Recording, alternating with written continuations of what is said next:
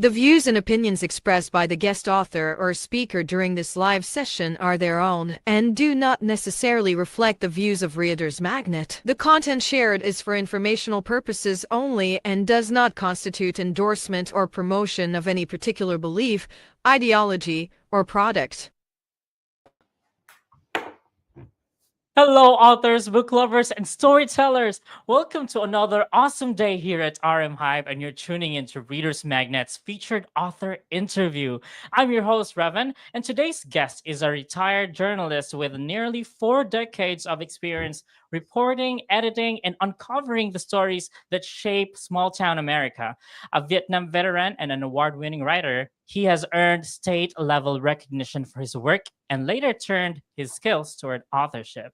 Please join me in welcoming the author of Mosaic Pieces, Wes Skillings. Hello, Wes. Thank you for Hey, joining us here today. How are you? thank you. Good to see you guys. I don't see anybody Yes. else yet, but I see you. So, Yes. So by the way, I've just had this your book, Mosaic Pieces, hmm Surviving the Dark Side of American Justice. I'm very interested in it. I believe it was back in I don't know, July, September when I got hold of the copy of this book. So uh I've not read it all, but I love how it's like the cases of these different people and you're uncovering them. So, what or who inspired you to write this book? well, first of all, Mosaic Pieces is not your typical true crime story. Mhm, It's not an unsolved murder. It's not a cold mhm, case.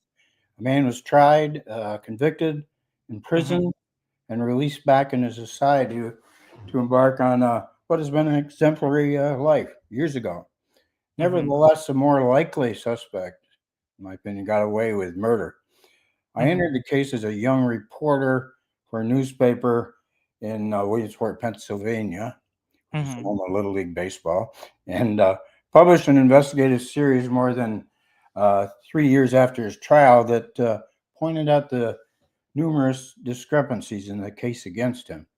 mhm, Other investigative series on the case followed in the 1980s, but the urgency to correct an injustice dissipated as Kim Hubbard, still in his mhm, 30s, this is the guy that was convicted, was released to resume his life after more than a decade of incarceration. So mhm, for a lot of people, even people that thought it was, read the stories and felt that he was unfairly tried, it was sort of like, hey, no harm, no foul. He's young.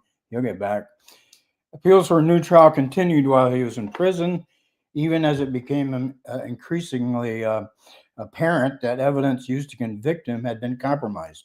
His mhm, father, Joe Hubbard, who uncovered much of the newly discovered evidence in just weeks after the trial he was on the case, died in, I think it was 1989, mhm, proclaiming his son's innocence. That mhm, convinced Kim, who had returned to his hometown, married, started a family, has a daughter who's now an adult, and started mhm, a successful business and blah, blah, blah.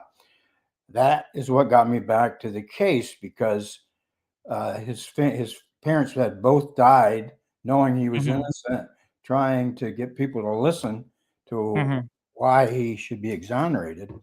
And that's what got me back in the case. And I too owe a debt to Joe Hubbard, the father, and his obsession with proving his son's innocence. mhm. So it's also a compelling human interest story. True. Like people that when they read about the family and the type of people they were, will be impressed by the. Well, they were strong-willed people, caring people who got screwed. Really, Mhm. yeah. True.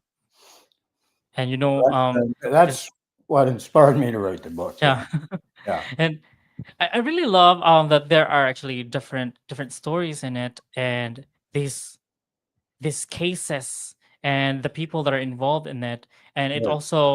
uh it Well, it's also the same gives case. us It's the same case. It's just a long mhm. haul, but there's a lot of people involved. We had, Yes, a lot of people involved in it. yeah, Yeah, yeah.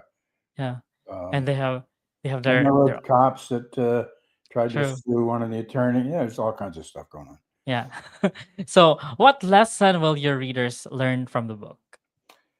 Well, the subtitle of the book, as you know, is "Surviving the Dark Side of American Justice."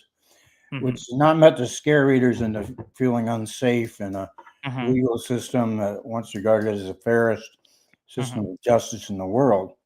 Some of that perception of crime and punishment is not so highly regarded in the 2020s as it was in the more innocent 1970s. Mm-hmm. But despite all the safeguards in the system, including innocence until proven guilty, even in American justice, uh, Mm-hmm. Mosaic Pieces presents such a case where police and prosecutors sometimes prize a conviction more than making certain the right Mm-hmm. defendant is tried and convicted. I wanted readers to meet this family, who was besieged by police who naively cooperated as the best they could, knowing their son was innocent. Of course, why not? Mm-hmm. Only they entered a nightmare of persecution. Well, because they were unprepared for what must have seemed like a no holds assault on no holds barred, I should say, assault on. Mm-hmm. And my goal is to introduce the reader people to this unique family: Joe and Dorsan, the parents; Ruthie, the sister; and of course Kim, the convicted killer. As Mm-hmm. for the true crime component, readers cannot help but come up with their own theories and what is really sort of a whodunit. Um, Mm-hmm. present enough evidence over the course of the book, introducing Mm-hmm. all characters, and I think people will see that maybe somebody else, Mm-hmm. notably somebody else, but one person or more, were really responsible for the murder, and Kim Hubbard got blamed for it, and he's still going. He's a sharp guy, Mm-hmm. and he's a strong guy, and I think people have to realize that now that we know through DNA that a lot of people over the last few years have been convicted of serious crimes that turned out they didn't commit. I think there's Mm-hmm. some like Sure. the Innocence Project said there's like 375 or more people alone that have been exonerated just from DNA alone, in just the last few years from past crimes, going back as far as the Hubbard case or the Jennifer Hill is the name of the girl who was killed. That's they call it the Jennifer Hill case. So that's one of the things that's it can happen even in a and good people in a jury, Mm-hmm. they only can go by what they hear, what they're told in the testimony. So you can't always blame the jury. I think you can blame sometimes how the evidence is presented and what is left out. Mm-hmm. But anyway, I don't want to keep going on in that, but it's basically what the lesson is, I think. True. And And it's a very strong lesson, yeah, especially if you've been sued, correct? right, So right, right. yeah, so you really have to speak the truth there, and you have to gather all these Yes, pieces of evidence, and yeah, right, because some people are actually convicted of this sin, even though um allegedly or reportedly they are not the one. right. Some of these cases actually happen in real life, and these people go to jail, and then they spend for example, um 18 years in jail, and they are innocent, and they have Yeah. spent these 18 years, they've lost 18 years already. When some of So people, by the time they get out there ill, they can't pursue true. a job anymore and that type of thing. So Yeah. ruin Yeah. their life. He True. was True. lucky. He's a young guy. He got out when he was in his 30s. So Mhm. and I think that's one reason why some people were so willing to go along, maybe with, you know, uh, cutting some corners in the Mhm. evidence. They figured he could handle it. I don't know. Yeah. But that's not the way you do it. Yeah. So, by the way, Wes, what difference do you see between a writer and an author? Well, I think an author is more than just somebody who writes. I think a writer can put anything down that is formed in his brain, but an Mhm. author has to self-edit and make judgments about those words and sentences, including how do they relate to one another, Mhm. educate, and even entertain their reading audience. On the other hand, one distinction often cited by writers between writers and authors is the latter. The author is a profession. A Mhm. writer, we all do that, I guess, most of us. do writing, and some of us do write. I worked in Mm-hmm. newspapers, so I had a lot of my things published. So I was more. I guess I'm not an author until you write a book, in some ways. Mm-hmm. Uh, but an author needs an audience. A writer True. doesn't necessarily. A writer can write for himself, write in his Yeah. diary or whatever. Yeah, so Yes. that's but they're interchangeable in some ways too. Yes. Yeah, Yeah. Sometimes. Yeah. Sometimes. Some people actually find them interchangeable, but I actually agree. In yeah. you can become an author once you have this is just my personal opinion. Once you have published a book, because before I actually published a book on Amazon before, Did you? but I was scammed by this other company, and it's not on Amazon anymore. Really? Yeah. I So was too. I'm I didn't yeah. get. I got twice. I've been. Somebody's tried to scam me. One was for a big movie contract, actually, with a Uh-huh. story. Supposedly, well, I won't mention the companies and Mhm. everything, but you really look legitimate. And Uh-huh. it turned out I had to provide so much money for for the screenwriting for the movie. Mhm. Then I would reap all this big award. So we're all authors. People with published books, especially in my position where you're still going for acquisition or whatever you want, is True. that there are a lot of sharks out there in the waters. They're Mhm. after you, and writers want to, it's important for them to get their book out and let people read their book, and Mhm. they're fair game, I think, like you Yeah. experienced, yeah. Yeah, and I have to write my book again so that I can become a writer Yeah, again, do an it. author again. Yeah, do it. Yeah, and yeah, and that's a good thing that I'm already with Reader's Magnet. I can just have it, but I'm not finished with my manuscript yet. Oh yeah. So yeah, so I have to go back from scratch so that Yeah. it doesn't have my memory from that Cami company You anymore. saved you saved your manuscript, right? Yeah, I saved my manuscript. Yeah, good, good. It's in my email. and, Yeah, and by the way, I have another question. yeah. So, what differentiates your book from other books in the same genre or category? Well, I think most of all, this is a human story. Uh, Mm-hmm. there's an accent on the murder, the crime, and the murder itself that obviously Mm-hmm. has to touch into it, and how the Hubbard family survived what was an aggressive prosecution and the sequence of tragedies over 3 generations for Joe and Doris Ann Hubbard. Um, they're gone.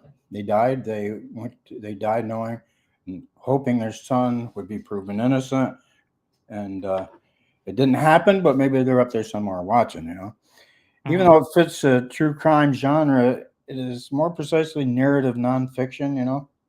Mm-hmm. Even though it fits with it even though true crime is part of narrative nonfiction family. The Mm-hmm. latter includes biographies and memoirs, journalistic investigations, which is how mine Mm-hmm. started, and historical narratives, all of which are part of the Mosaic Pieces, those types of Mm-hmm. things. And there's even science. There's even a science narrative, which is another genre Mm-hmm. part of the narrative nonfiction, which is in my book because there's one whole chapter called A Body in the Mm-hmm. Field that talks about decomposition of a body. This body was supposedly Mm-hmm. out 9 days in nice weather, warm weather, uh, Mm-hmm. which played a big part in what went wrong with that case or what was going on. Uh, but I laid out the stages of composition of a body if they'd been in that field for 9 days. And so there's a little science involved too, you know what I mean? And plus, Mm-hmm. later in the True. book, True. there's a lot case study of DNA and the good points and bad points of DNA. Mm-hmm. So yeah, it's I don't know. I think it's sort of educational because I learned a lot from it. Mm-hmm. But I think there's enough. There's people. There's elements of danger to the family, people being threatened. That kinds of stuff, and just the suffering of the family and how they Mm-hmm. held their heads up high. They're just that's what impressed me about them. Mm-hmm. And that's why I stayed with them, kept an eye out on them. I'd go visit them once in a while, see how it was going. They had their case on appeal, and they're trying to get a new trial for a long period. Mm-hmm. But that fell through, not for various reasons. Although they had two Supreme Court justices, Pennsylvania Supreme Court, Mm-hmm. who said they should get a new trial, but they were one person short of getting it. So they had some close calls to maybe getting it back there and him getting his fair day in court. Yeah. Mm-hmm. True. Yep. And you know what? What my favorite thing about your book is that it's like a documentary. So Yeah, it when is you that. read it, because of this case, it's the story in it. So Right. because some people actually love documentary like the crime. So for all our viewers out there, is if you are interested in reading and if you want to read about this true crime, it actually happened, and this is for you. And Yeah. yeah, it's such Right. an interesting book as well. And Wes, what inspired you to start writing, and how did you develop your passion for Well, I storytelling? had to because I was a newspaper reporter. So, Mm, and I was in Vietnam for a while. mm, I've told stories in news articles, feature stories, personality profiles, certainly on a almost on a daily, sometimes weekly basis. mm-hmm, Hundreds, probably over the years, thousands of articles. Some of them are just mm-hmm, reporting a county commissioners mm-hmm, meeting. Others were full-blown personality profiles of interesting people. Crime, I covered a lot of trials, and that type of thing. So I was writing all this time, mm-hmm, and it all came about because in college, after I got out of mm-hmm, left Vietnam, went to college on a GI Bill. My mm-hmm. college professor, and it was a creative writing course, mentored me, and he got very excited. He felt that I was a really good writer, entered me Mhm, into the a national contest for undergraduates, sponsored by Atlantic Monthly magazine, and mhm, I placed in the my category, which was basically an essay, a nonfiction mhm. essay type of thing category, and that's what started it. And he wanted me to go to graduate school in creative writing, but I had a wife and a child at that point. Oh. So I think, what can I do to write? I didn't, just don't go home and write. So, Mhm. what's the option? Newspapers, and that's how I got Oh, into that. okay. So writing That's got me how you right. got into it. They don't pay very well at times, newspapers, but what are you Yeah. going to do? Yeah, it's fun, you Oh, know. But that, yeah, but that's you how it started, and so I head in that direction. And of course, when you start writing, yeah, every once in a while I think, oh, I could write a book on this. I got another book mhm, on that is about a young man with brain mm, traumatic brain injury. Matter of Recovery is the name of the book. mhm. I wrote that several years ago, and Nice. and again that was nonfiction too. It was a character study, so I like to Yeah, get close to the people I'm writing about and try to show people what's inside these people, because there's a true. lot of people that you should respect, and they don't have to have a lot of money Yeah. to be well And educated. you being a journalist, you actually find these unique stories as well that needs to Yes. be heard, Well, yeah, right? and people turn, that's one job where people sometimes they're not worth covering, but you get tips on this and that. Yeah. And, yeah, so And, a lot of people out there want once they see that if they like your writing or your mhm, reporting, they'll be the people that get you yeah. you know what I mean? So this book, Mosaic Pieces, this actually deals, that case that you talked a while ago. What do you find to be the most challenging aspect of your writing process, and how did you overcome it? Well, that's well, I worked for as being a newspaper guy. Everything was on a deadline, so I had to learn to write fast, but still have be thorough and not make any mistakes in my reporting, or you have to be factual and you have to work on a deadline. This case where this is something that developed over all those years. You start out, you do a big which series on the thing, and then um, at one point, I think after Joe Hubbard died, he died a pretty horrible death. As far as he didn't get killed or anything, but he had a really bad illness that took his life. Mhm. And after Joe died, um, there was a few years went by, and Kim, his son, Mhm. who had not been, didn't want anything to do with it because Mhm. he didn't want it to happen to him what happened to his dad, where he got so obsessed. Mhm. He was just going to go out there. He's going to make up for the 10 years he missed out on. And but at some point after his dad died, it struck him that his dad had collected all this evidence, even the tires that were on the car and all that stuff, And Mhm. he realized, I can't let this go. So he decided he's going to seek exoneration. He's working on that now, uh, Mhm. that type of thing. And so that sort of got me back into it when I heard he was doing that. And I said, well, let's write that. So I'm going to write that story. It evolves over so long a time, it's hard to explain to some people. Mhm. It's not like we have a crime and this is what went wrong. It was about a long developing process. True. That was True. probably the biggest challenge. And keeping people interested in these characters, these real characters, and the impact it had on their lives. Mhm. And small town America was part of it too. Yeah. Nice. That's really nice.